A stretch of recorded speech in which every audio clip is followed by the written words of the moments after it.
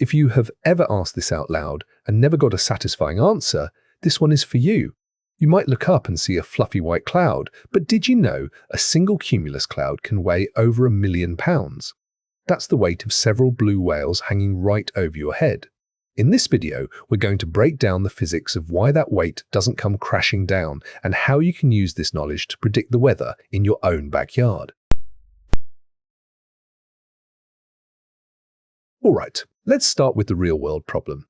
It's hard to imagine something as heavy as a fleet of trucks just hovering in the sky. To understand this, we have to look at the difference between mass and density. A typical cumulus cloud is about 1 kilometer across and contains a massive amount of water. If you gathered all that moisture into a tank, it would weigh roughly 1.1 million pounds. People often assume clouds are light like steam, but they're actually heavy structural features of our atmosphere. Understanding this scale helps you appreciate the massive energy required to keep them aloft. The reason 1 million pounds doesn't fall is that it's spread out over a massive volume. While the cloud is heavy, the air it sits in is actually denser than the cloud itself. Think of it like a massive cruise ship. It weighs thousands of tons, but because it's less dense than the water it displaces, it stays on the surface. If the density of the cloud increases beyond a certain point, that's when things start to change. We often think of air as nothing, but it behaves much like a liquid.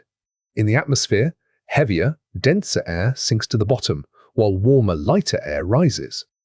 Clouds are essentially pockets of moist air that are lighter than the dry air surrounding them. As long as the air inside the cloud is warmer or less dense than the environment, it will continue to float or even rise higher. Weight is only half the story. There are active forces pushing these clouds upward, acting like an invisible hand that prevents them from falling. The sun heats the Earth's surface, which in turn heats the air directly above it. This warm air begins to rise in columns called thermals, acting like an elevator for water vapor. These updrafts provide a constant upward force that counteracts the pull of gravity on the water droplets. Without these rising currents, clouds would have a much harder time maintaining their altitude. When water vapor turns into liquid droplets to form a cloud, it releases a small amount of heat. This is called latent heat, and it acts like fuel for the cloud's buoyancy. This extra warmth keeps the air inside the cloud hotter than the air outside, helping it stay buoyant even as it grows heavier. It's a self-sustaining cycle that keeps the cloud structure stable for long periods. Cloud droplets are incredibly tiny, often smaller than a human hair. Because they're so small, their terminal velocity, the speed at which they fall through air, is very low. Even a gentle breeze or a weak updraft is enough to keep these microscopic droplets suspended. They're essentially falling very slowly, but the air is moving up faster than they're moving down. Eventually, the balance shifts. Understanding the red flags of a cloud's structure can help you decide when to seek shelter or change your outdoor plans. As droplets collide, they merge into larger, heavier drops through a process called coalescence. Once a drop reaches a certain size, the upward drafts can no longer support its weight.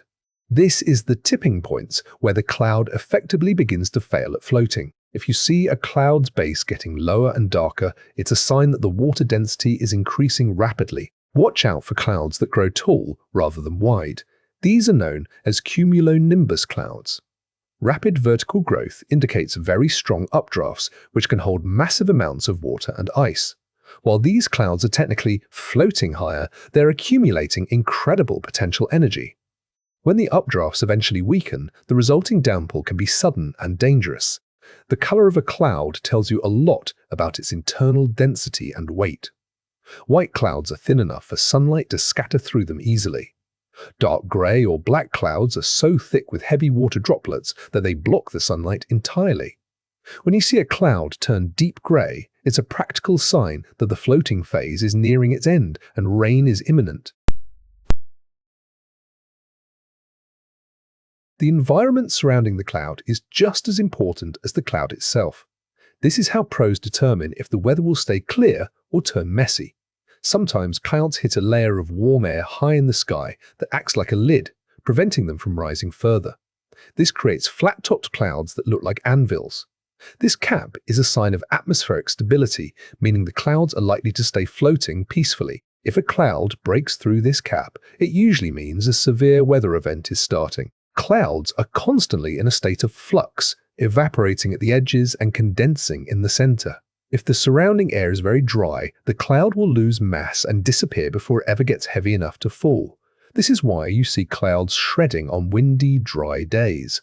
High humidity, on the other hand, allows clouds to maintain their weight and grow larger. When clouds get heavy enough to produce lightning, their floating days are over. Use the 30 or 30 rule. If you see lightning and hear thunder within 30 seconds, the storm's core is close enough to be a threat. Stay indoors for 30 minutes after the last clap of thunder. This is a simple, no-cost way to stay safe when the sky's weight finally comes down. So, clouds float because they're less dense than the air around them and are supported by constant updrafts.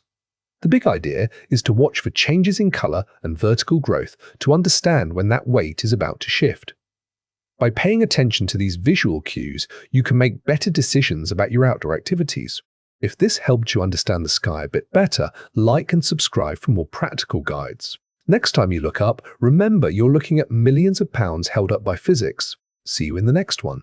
Subscribe for more curiosity-driven explanations that make everyday questions easier to understand.